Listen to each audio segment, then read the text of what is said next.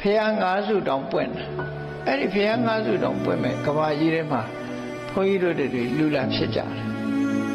လူလာဖြစ်တဲ့အခါမှာပထမဖះတို့ကတွေးလိုက်သလားမတွေးလိုက်ဘူးလားလည်းမပြောနိုင်ဘူးပေါ့မတွေးလိုက်ဘူးဆိုရင်လွဲချော်ခဲ့တယ်ဒုတိယဖះတို့ကရောဆိုမတွေးလိုက်ဘူးဆိုရင်လွဲချော်ခဲ့ပြန်တတိယဖះပွင့်တဲ့ချိန်တုန်းကလည်းလွဲချော်ခဲ့ပြန်စတုထအခုလက်ရှိဂေါရမဘုရားလက်ထက်မှာလည်းတတော်ထေရှားမမိလိုက်ဘူးသို့တော့မြတ်စွာဘုရားရဲ့တတ်တော်မွေတော်တွေဘုရားဟောတဲ့တရားတွေအပြည့်အစုံကြားနာခွင့်ရနေတော့ဘုရားတွေးရလိုက်တယ်လို့ကံကောင်းတယ်လို့ပြောနော်ဘုရားကိုဘုရားရဲ့အဆုံးအမတရားတော်တွေကိုသိရှိကြားနာခွင့်ကျင့်သုံးလိုက်နာခွင့်တရားအထုတ်ခွင့်တွေရတော့ဂေါရမဗုဒ္ဓကိုတော့မမိလိုက်ဘူးလို့မဆိုရအောင်မိလိုက်တယ်လို့သူတို့ပြောအဲ့ဒါကိုမမိမလျော့တို့တွေဟာဂေါရမဗုဒ္ဓလို့ဆိုရဲလက်ရှိတရားဓမ္မတွေအဆုံးအမတွေတည်ရှိနေတဲ့မြတ်စွာဘုရားရဲ့သာသနာတော်နဲ့ကြုံတွေ့ပြီးလူဘဝရောက်နေကြတယ်တို့တွေအကယ်၍ဆန္ဒရှိမယ်ဆိုလို့ရှိရင်တရားလူတရားမြတ်ရနိုင်ပါတယ်ချင်းကြံကြုတ်ကိုအားထုတ်နေမယ်ဆိုရင်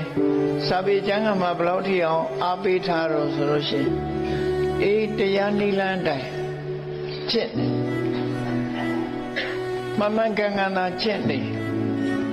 ခရီးမျိုးခရီးလိုပဲဘယ်လောက်ဝေးတဲ့ခရီးပဲဖြစ်ဖြစ်ကုန်းချောင်းလျှောက်နေလမ်းဆုံးရင်ရောက်မှာလမ်းမဆုံးသေးရင်တော့မရောက်သေးဘူးအဲ့ဒါလိုပဲမြတ်စွာဘုရားဟောကြားထားတဲ့မဇ္ဈိမပฏิပဒါမဂ်ခင်လမ်းကြောင်းကြီးကိုရှောက်နေမယ်ဆိုလို့ရှိရင်မြတ်စွာဘုရားအခုငယ်ရွယ်တဲ့အချိန်တို့မသေးခင်ဒီတရားသူတရားမြတ်မရဘူးအေးသေကနေ့အချိန်ရောက်လို့သေတော့မယ်ဆိုတာကိုလူကသိလာပြီဆိုတဲ့အခါမှာရင်းနစ်ပြီဆိုရင်တွေ့တာဖမ်းဆွဲတတ်တယ်လို့ပဲသေတော့မယ်ဆိုတဲ့အချိန်မှာဆွတ်လွတ်ပြီးတော့တရားကိုကျင့်တော့တာအဲ့ကြ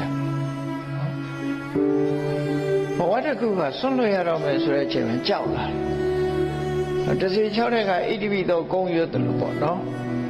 အဲ့ဒါလို့နေမှာသေတော့မယ်ဆိုတဲ့အခါမှာတရားကိုအပြတ်အားထုတ်အဲ့ဒါလို့အပြတ်အားထုတ်တဲ့ပုဂ္ဂိုလ်တွေဟာ